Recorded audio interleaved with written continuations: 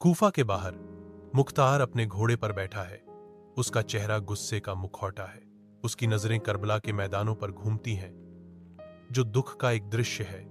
मुख्तार की आवाज प्रतिशोध की कसम के साथ गूंजती है। मैं कसम खाता हूं कि मैं उन सभी से बदला लूंगा जिन्होंने इस अपराध में भाग लिया। धुंधली रोशनी वाली कोफा मस्जिद में मुख्तार अपने निष्ठावान अनुयायियों के बीच दृढ़ संकल्प की एक आकृति के रूप में बैठे हैं।